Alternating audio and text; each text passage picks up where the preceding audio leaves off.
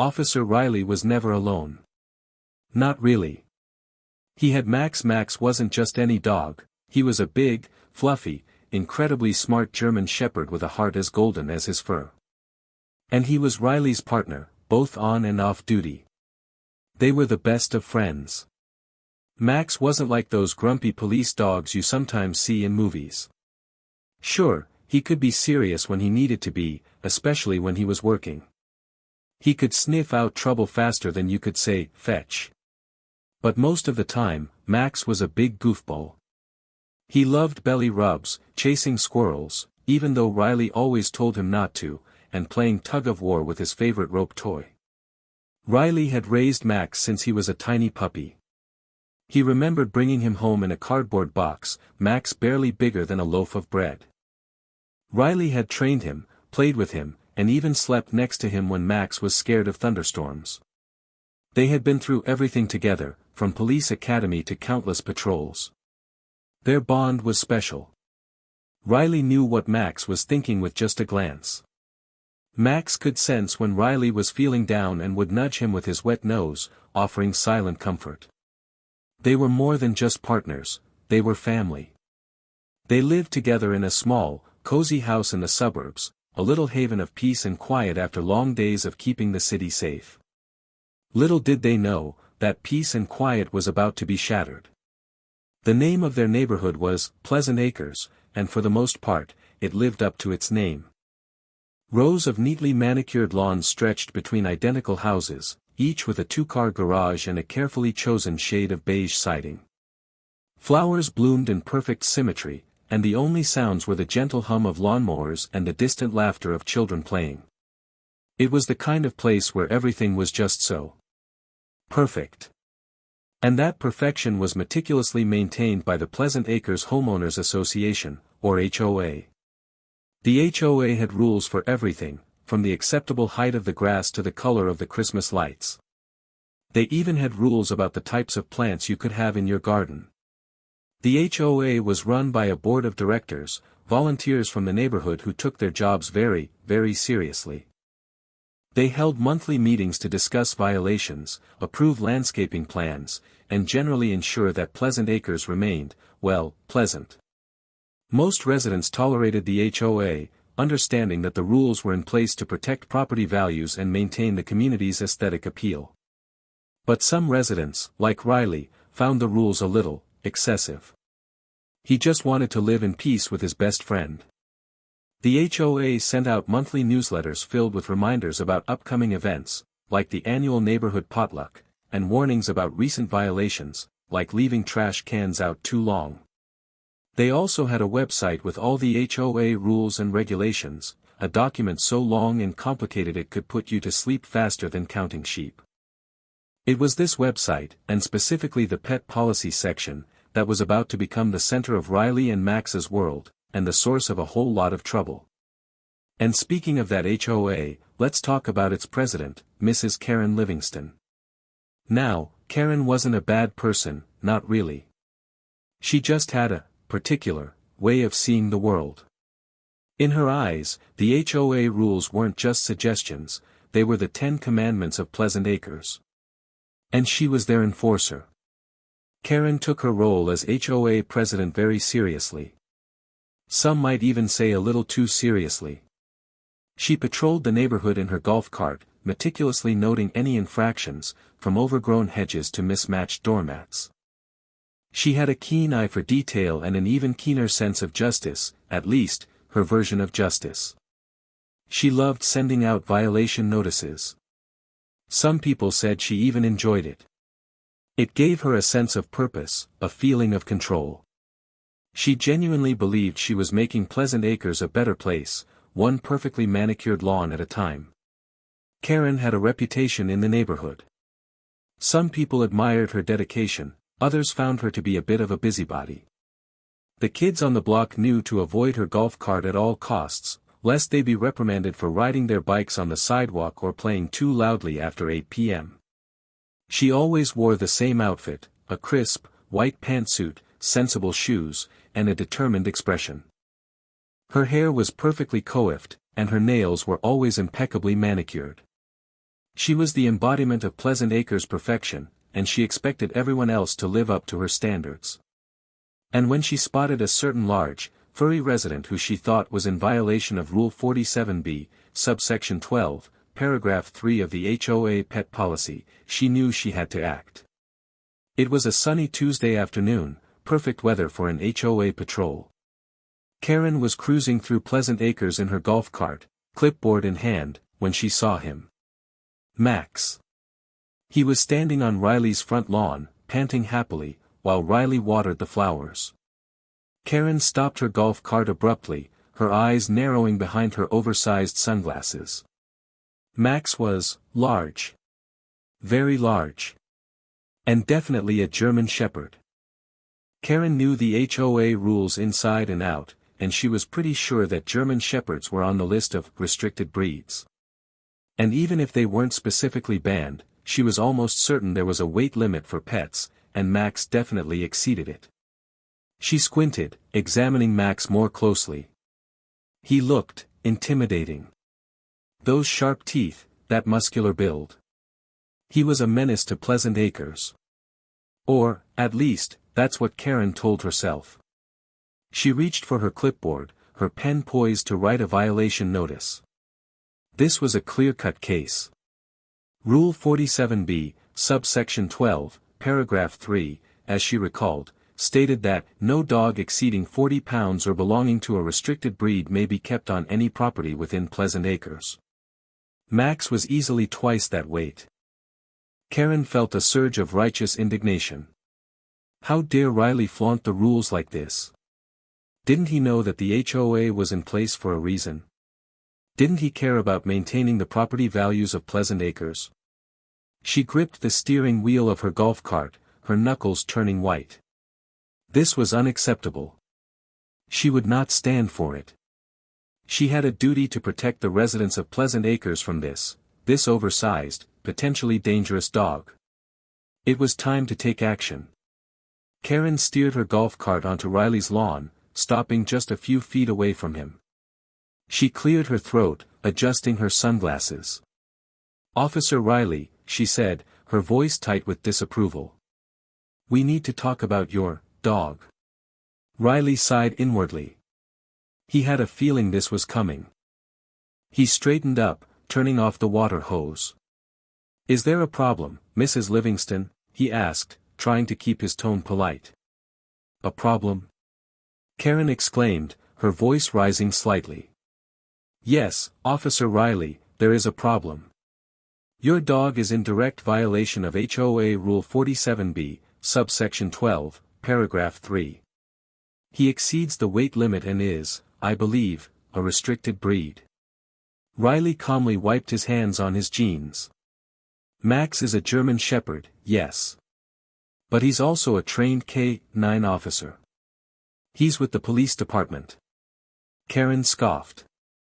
"That's all well and good, officer, but the rules are the rules. Everyone has to abide by them.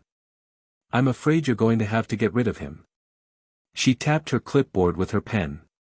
"You'll be receiving a formal violation notice shortly. And if the situation isn't rectified within 72 hours, you'll be subject to a hefty fine." Riley's jaw tightened.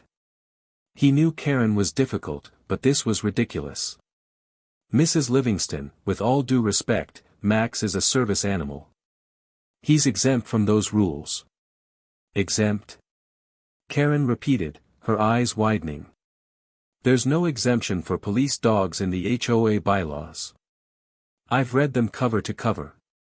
She huffed, adjusting her white pantsuit.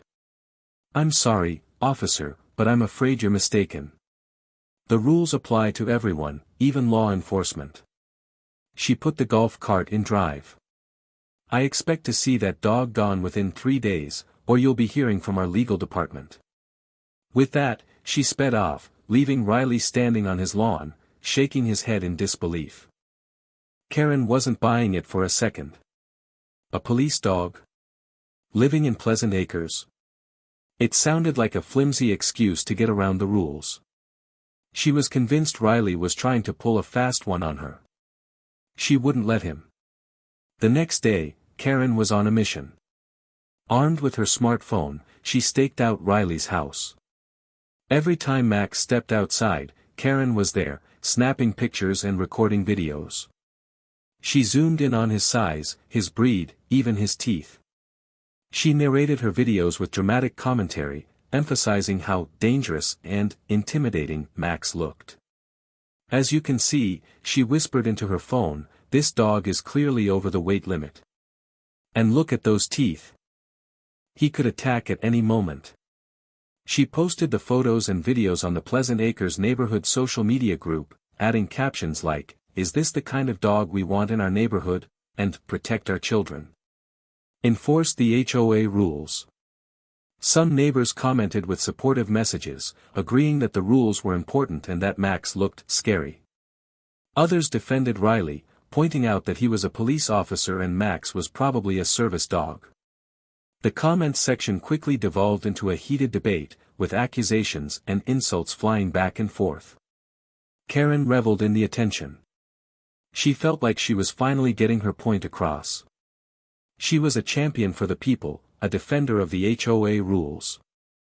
She spent hours monitoring the social media group, responding to comments and adding fuel to the fire. The more people talked about Max, the more convinced she became that she was doing the right thing. She had to protect Pleasant Acres, even if it meant taking on a police officer and his dangerous dog. Riley saw the posts on the neighborhood social media group. He was furious. He couldn't believe Karen was stooping so low. He knew he had to do something to set the record straight. He decided to pay Karen a visit. He found her in her garden, pruning her roses with a pair of sharp shears. He took a deep breath and approached her. "Mrs. Livingston," he said, trying to keep his voice calm, "I need to talk to you." Karen looked up, a smug expression on her face. "Officer Riley," she said, snipping a rose stem with a satisfying click. "I was wondering when you'd come to your senses." "I'm not here to argue about the HOA rules," Riley said. "I'm here to explain why Max is important to this community. He's not just a pet, he's a working dog. He helps keep our streets safe. He's trained to detect drugs, find missing persons, and protect officers in dangerous situations."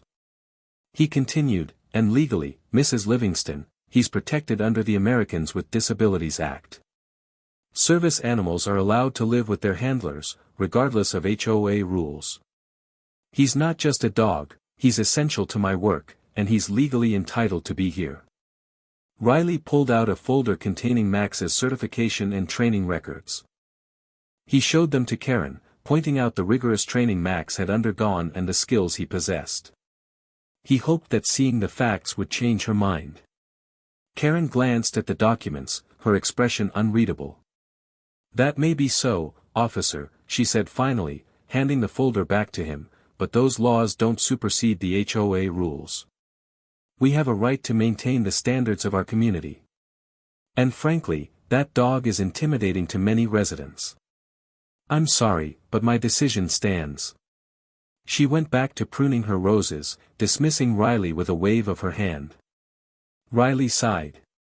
It was clear that Karen wasn't going to budge. He knew he was in for a fight. Riley's attempt to reason with Karen was a complete failure. Fueled by her unwavering belief in the sanctity of the HOA rules and her own sense of authority, she doubled down on her efforts to get rid of Max. If Riley wouldn't listen to reason, she would take the matter to the next level. The very next day, Karen filed a formal complaint with the HOA board. It was a lengthy document, meticulously detailing all of Max's alleged violations.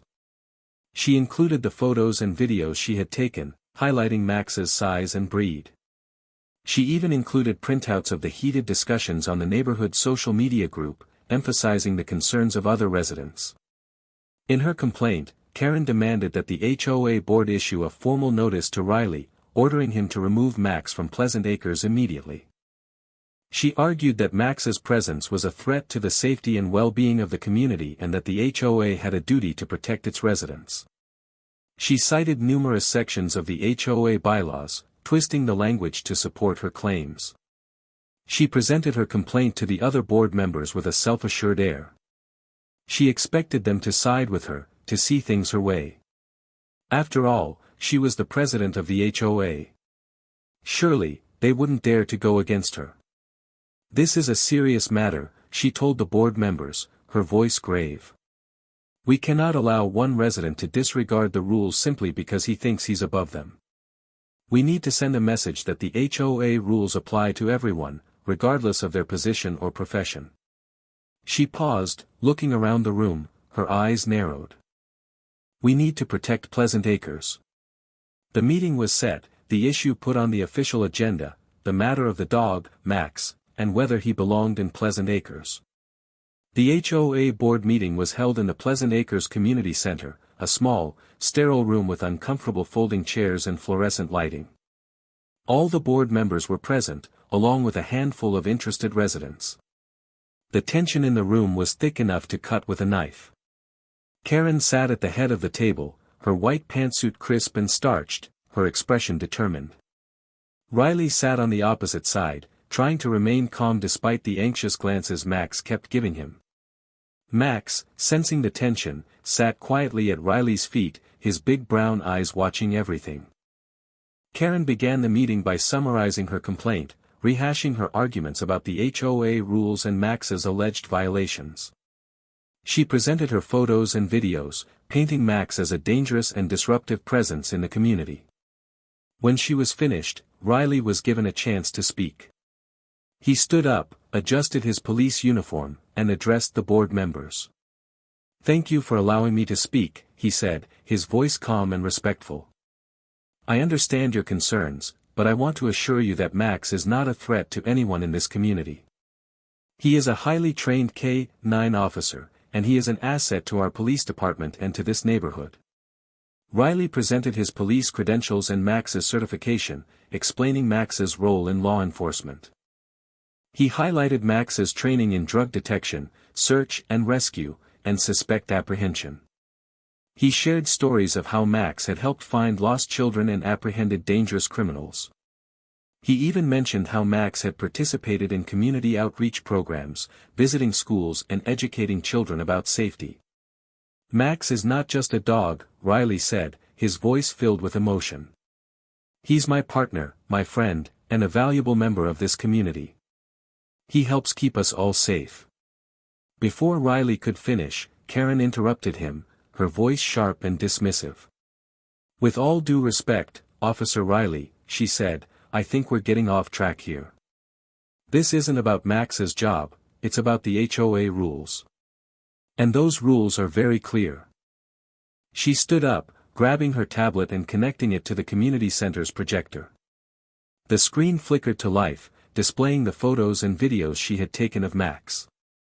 She paused each image, zooming in on Max's teeth, his size, his intimidating stance. Look at this dog, she exclaimed, her voice rising in pitch. He's huge. He's a German Shepherd, a known dangerous breed. He's a nuisance to the neighborhood. Children are afraid to walk past your house. Is that the kind of environment we want to create in Pleasant Acres? She played the videos she had recorded, complete with her dramatic narration. As you can see, she said, mimicking her social media posts, this dog is clearly a threat. He's constantly barking, chasing squirrels, and intimidating residents. He's disrupting the peace and quiet of our community. She clicked through the images and videos, building her case against Max. She ignored Riley's attempts to interject, talking over him and dismissing his arguments. She was determined to convince the board members that Max was a menace and that he had to go.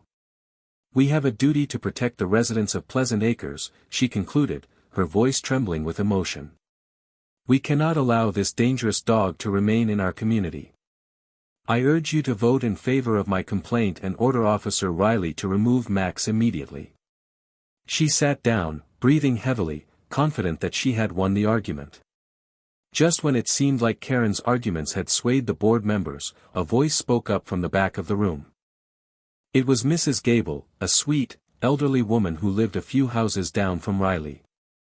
She was known for her kindness and her delicious homemade cookies. Excuse me, Mrs. Gable said, her voice trembling slightly, but I'd like to say something." Karen rolled her eyes, but Mrs. Gable continued, undeterred. "I've lived in Pleasant Acres for over 30 years, she said, "and I've always believed in following the rules. But I also believe in being fair and in recognizing the good that people do." She paused, looking directly at Karen. "And Officer Riley and Max have done a great deal of good for this community." She then shared a story about how Max had helped find her lost grandson last summer. "My grandson, Timmy, wandered off while playing in the park," she explained, her voice choked with emotion. "We searched everywhere for him, but we couldn't find him. We were terrified. Officer Riley and Max arrived, and Max immediately picked up Timmy's scent. He led us through the woods, and within minutes, he found Timmy, safe and sound. Timmy was scared, but Max stayed right by his side, licking his face and comforting him until we could get him home." Mrs. Gable's voice cracked with emotion. "Max isn't a dangerous dog," she said, her eyes shining with tears. "He's a hero. He's gentle, kind, and loving. He saved my grandson's life. I'll never forget that." She looked around the room, her gaze sweeping over the board members and the other residents. "We should be thanking Officer Riley and Max for their service, not trying to get rid of them." Mrs. Gable's heartfelt story opened the floodgates. One by one, other neighbors began to chime in, sharing their own positive experiences with Riley and Max. Mr. Henderson, a retired teacher, spoke about how Max would always greet him with a friendly wag of his tail during their morning walks. "He's a very well-behaved dog," Mr. Henderson said. "He never barks unless he needs to, and he's always friendly to everyone he meets." Another neighbor, Sarah, a young mother, talked about how Max's presence made her feel safer in the neighborhood. "I often walk alone at night," she said, "and knowing that Officer Riley and Max are patrolling our streets gives me a great sense of security. I know that if anything ever happened, they would be there to help." Even some of the neighbors who had initially expressed concerns about Max on social media spoke up in his defense. They admitted that they had been wrong to judge him based on his breed and appearance. They had come to realize that he was a valuable member of the community and that he posed no threat to anyone. The outpouring of support for Riley and Max was overwhelming. The board members, who had initially seemed hesitant, began to nod their heads in agreement. It was clear that the community was overwhelmingly in favor of allowing Max to stay. Karen, however, sat silently, her face flushed with anger and frustration. She couldn't believe that her carefully constructed case was crumbling before her eyes. The board members looked at each other, a silent conversation passing between them. They had come to the meeting prepared to side with Karen, to uphold the HOA rules, but the overwhelming community support for Riley and Max had changed their minds. The first board member, Mr. Johnson, cleared his throat. "Well," he said, "I think we've heard enough. It's clear that the community values Officer Riley and Max's presence in Pleasant Acres. And while we appreciate Mrs. Livingston's dedication to upholding the HOA rules, we also need to consider the bigger picture." He paused, looking at Karen apologetically. "I'm going to have to vote against your complaint, Mrs. Livingston." One by one, the other board members followed suit. Each of them expressed their appreciation for Karen's efforts but ultimately sided with Riley and Max. The final vote was 5-1 against Karen's complaint. Karen sat in stunned silence, her face flushed with disbelief. She couldn't believe that she had been defeated. She was the president of the HOA. How could the board members go against her? Riley, on the other hand, felt a wave of relief wash over him. He glanced down at Max, who wagged his tail happily, sensing the positive outcome. He knew that this was a victory not just for him and Max, but for the entire community. It was a reminder that sometimes, common sense and compassion can prevail, even in the face of rigid rules and regulations. Karen, however, was not one to back down easily. Humiliated and enraged by the board's decision, she refused to accept defeat. "This isn't over," she declared, her voice trembling with fury. "I will not let this stand. I will take this matter to the highest court if I have to. I will not allow this dangerous dog to remain in Pleasant Acres. She stormed out of the community center, slamming the door behind her. The board members exchanged nervous glances, wondering what Karen would do next. Riley sighed, knowing that this was far from over. True to her word, Karen doubled down on her efforts to get rid of Max. She contacted a lawyer, threatening to sue the HOA and Riley for violating the community's bylaws. She started a petition, going door to door and pressuring residents to sign it. She even considered hiring a private investigator to gather evidence against Max. Her obsession with getting rid of Max consumed her every waking moment.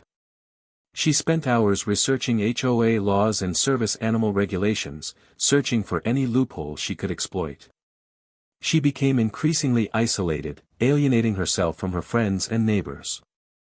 The Pleasant Acres community was once again divided, with some residents supporting Karen and others rallying behind Riley and Max.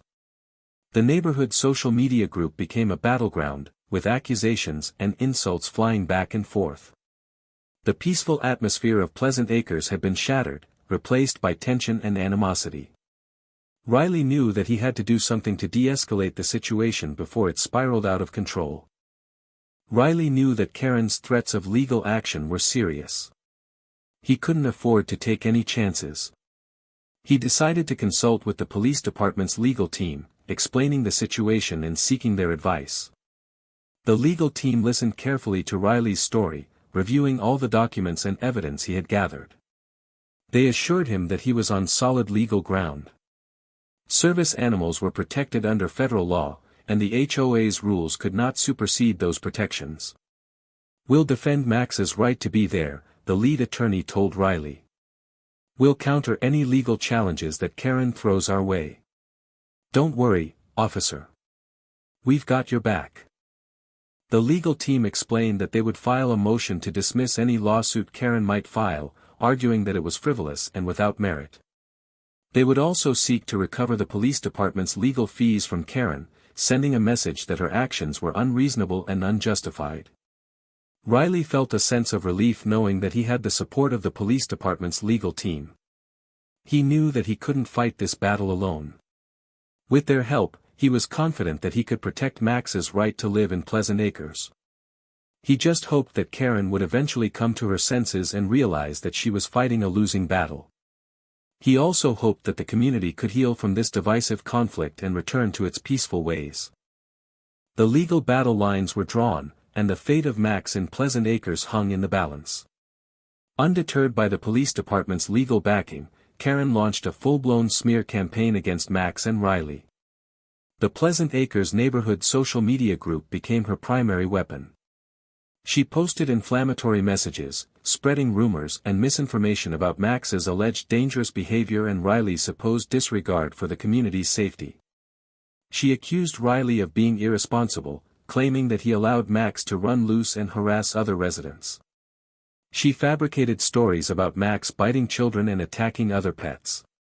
She even questioned Riley's qualifications as a police officer, suggesting that he was using his position to get special treatment. "Do you really want a police officer who thinks he's above the law living in our neighborhood?" she wrote in one particularly scathing post. "He's putting our children at risk. We need to take action before it's too late." Her post stirred up a hornet's nest of controversy. Some residents, already predisposed to distrust authority, readily believed Karen's accusations. They joined her smear campaign, adding their own exaggerated stories and negative comments about Max and Riley. Other residents, however, recognized Karen's posts for what they were, a desperate attempt to manipulate public opinion. They defended Riley and Max, pointing out Karen's blatant lies and her obsession with getting rid of them. The online discussions became increasingly heated and personal, with friendships strained and alliances broken. Pleasant Acres was no longer a pleasant place to live. But Karen's smear campaign didn't go unanswered. Many residents of Pleasant Acres, disgusted by her tactics and unwavering in their support for Riley and Max, decided to fight back. They flooded the neighborhood social media group with messages of support, condemning Karen's behavior and setting the record straight about Max's true nature. They shared their own positive experiences with Max, highlighting his gentle demeanor and his valuable contributions to the community. They posted photos and videos of Max playing with children, comforting senior citizens, and assisting Riley during community events. "Max is not a dangerous dog," one resident wrote. "He's a hero. He helps keep our community safe, and he's always friendly and well-behaved." "Karen's smear campaign is a disgrace," another resident posted. "She's spreading lies and misinformation to manipulate public opinion. We need to stand up to her bullying tactics and support Officer Riley and Max." The outpouring of support was overwhelming. The positive messages drowned out Karen's inflammatory posts, pushing them to the bottom of the page.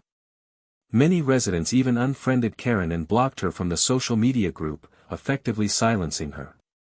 The community's support for Riley and Max extended beyond the online world.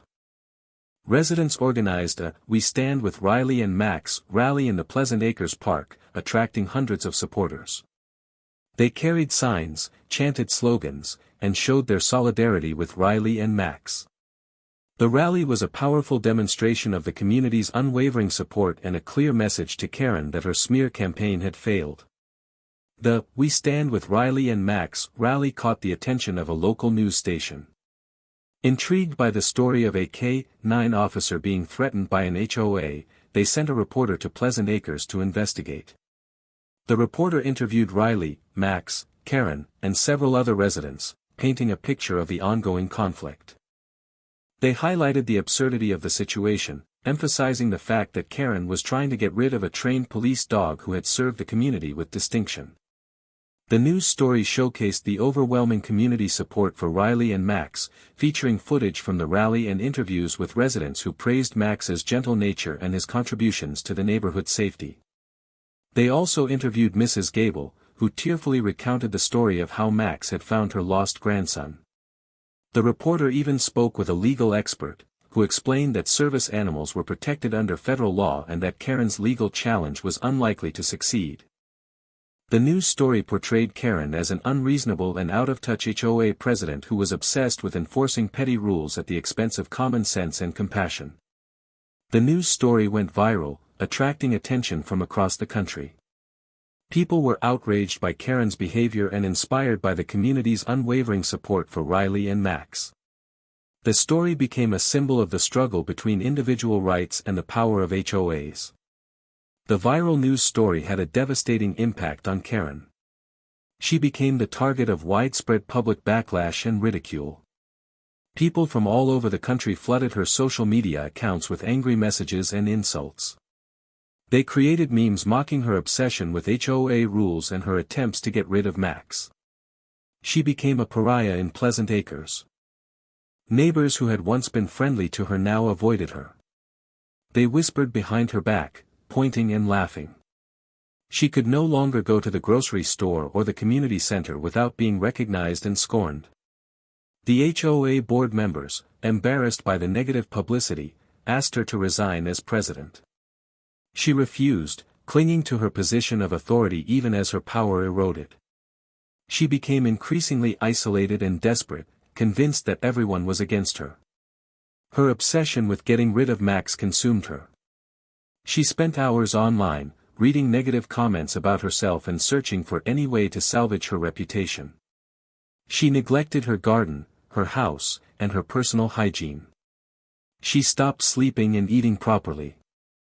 Riley watched with a mixture of pity and concern as Karen's life spiraled out of control. He knew that her actions had been wrong, but he didn't want to see her suffer. He wondered if there was anything he could do to help her. Riley, despite everything, was a police officer at heart.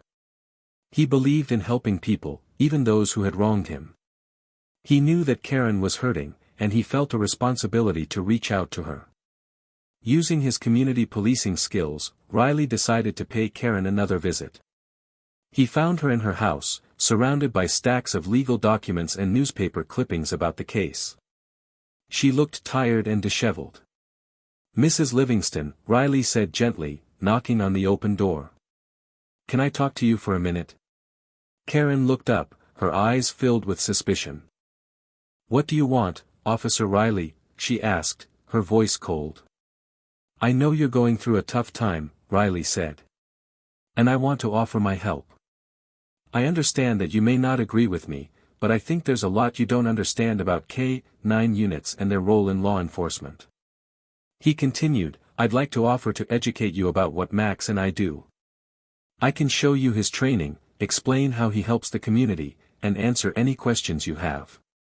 Maybe, if you understand things better, you'll see that Max isn't a threat, but an asset.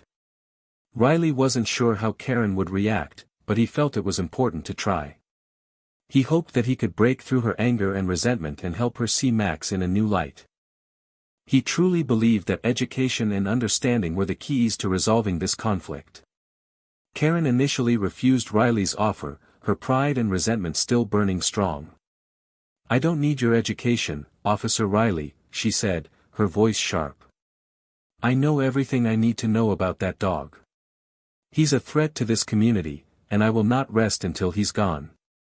But after several days of soul-searching, fueled by the positive news coverage and the outpouring of support for Max, Karen began to waver. She couldn't deny the fact that the community had turned against her. She saw the "We Stand with Riley and Max" signs in her neighbors' yards, and she heard the whispers and snickers as she walked down the street. She also couldn't ignore the positive things people were saying about Max. She saw the videos of him playing with children and comforting senior citizens. She read the stories about how he had helped find lost people and apprehended dangerous criminals. She started to wonder if she had been wrong about Max all along. Maybe he wasn't a dangerous monster, but a valuable member of the community. Maybe she had been blinded by her own rigid adherence to the HOA rules. Finally, after much agonizing, Karen decided to take Riley up on his offer. She knew that it was a long shot, but she felt like she had nothing to lose. She reluctantly agreed to meet with Riley, hoping that she could learn something that would change her mind and help her salvage her reputation. The meeting took place at a neutral location, a small coffee shop a few blocks away from Pleasant Acres. Riley arrived with Max, who sat quietly at his feet, his tail wagging gently. Karen arrived looking nervous and apprehensive. Riley started by patiently explaining the rigorous training Max had undergone to become a certified K-9 officer. He described the intense physical and mental challenges Max had faced, the countless hours of practice and dedication required to master his skills. He showed Karen videos of Max performing various tasks, including drug detection, search and rescue, and suspect apprehension. He explained how Max could sniff out hidden drugs with incredible accuracy, how he could track missing persons over long distances, and how he could protect officers in dangerous situations. He shared stories of how Max had helped save lives, finding lost children, rescuing victims of natural disasters, and apprehending violent criminals. He emphasized the important role Max played in keeping the community safe. Max isn't just a dog, Mrs. Livingston, Riley said, his voice filled with passion. He's a highly trained professional who dedicates his life to serving and protecting our community. He's an asset, not a threat. Karen listened intently, her expression gradually softening. She was beginning to see Max in a new light, not as a dangerous animal, but as a valuable member of society. She started to understand the importance of his work and the sacrifices he made. As Riley spoke, Karen's understanding deepened. She realized that she had been so focused on the rules and regulations that she had completely overlooked the human element. She had seen Max only as a potential threat, a violation of the HOA bylaws, and not as a living, breathing creature who dedicated his life to serving others. She began to understand the value of Max's presence in the community. She realized that he wasn't just a police dog, he was a symbol of safety and security. He was a protector, a friend, and a hero. She started to see him not as a nuisance, but as a valuable asset. She imagined him finding a lost child, apprehending a dangerous criminal, or comforting a victim of a crime. She realized that Max's contributions to the community far outweighed any potential inconvenience he might cause. Karen also realized that she had been wrong to judge Riley. She had accused him of being irresponsible and of disregarding the HOA rules, but she now saw that he was a dedicated officer who cared deeply about his community. She understood that he had only been trying to protect Max and to do what was best for everyone involved. A wave of shame washed over her. She realized how foolish and petty she had been. She had allowed her obsession with the HOA rules to blind her to the truth. She had caused unnecessary pain and suffering to Riley, Max, and the entire community. The next day, Karen called a press conference in the Pleasant Acres Community Center.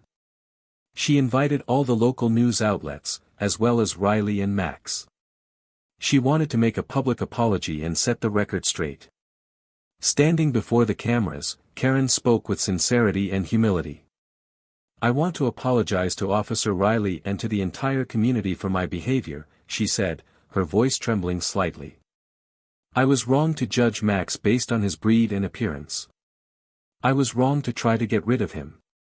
I now understand that he is a valuable member of our community, and I am grateful for his service." She continued, "I was blinded by my own rigid adherence to the HOA rules, and I allowed my obsession with those rules to cloud my judgment. I now realize that those rules are not more important than the well-being of our community and the safety of our citizens." She turned to Riley, her eyes filled with remorse. "Officer Riley, I am truly sorry for the pain and suffering I have caused you and Max.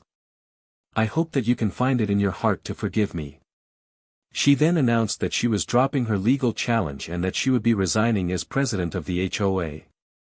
She wanted to make amends for her mistakes and to help heal the divisions she had caused in the community. The crowd was stunned, and then a ripple of applause filled the room. Even Max barked softly, as if in approval. But Karen's apology was just the beginning. She wanted to do more to make amends for her mistakes. She decided to use her organizational skills and her connections in the community to help raise money for the police department's K-9 unit. She approached Riley with the idea, and he was touched by her sincerity. Together, they organized a community event in Pleasant Acres Park, featuring a dog show, a bake sale, and a raffle.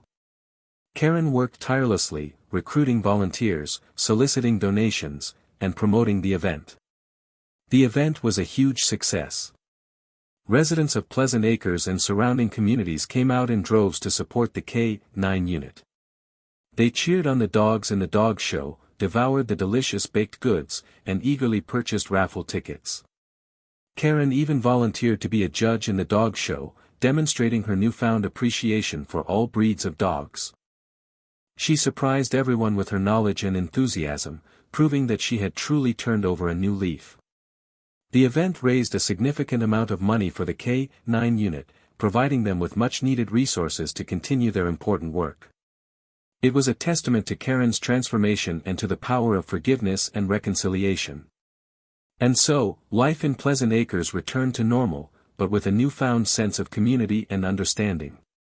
Riley and Max continued their work, patrolling the streets, keeping the community safe, and building relationships with the residents. The HOA, under new leadership, revised its pet policy, ensuring that service animals were always welcome in Pleasant Acres. The community learned a valuable lesson about the importance of compassion, understanding, and open-mindedness. Karen, now a reformed and respected member of the community, became a vocal advocate for the K-9 unit. She often visited Riley and Max, showering Max with affection and thanking him for his service. She even started volunteering at the local animal shelter, helping to care for abandoned and neglected animals. The story of Riley and Max became a local legend, a reminder that even the most rigid rules and regulations can be overcome by the power of human connection. And every year, the Pleasant Acres community held a "We Stand with Riley and Max" Day, celebrating the bond between a man and his dog and the importance of community spirit. Max, of course, was always the guest of honor, receiving belly rubs and treats from everyone he met. Pleasant Acres, once divided, was now united, all thanks to a lovable K-9 officer and a reformed HOA president.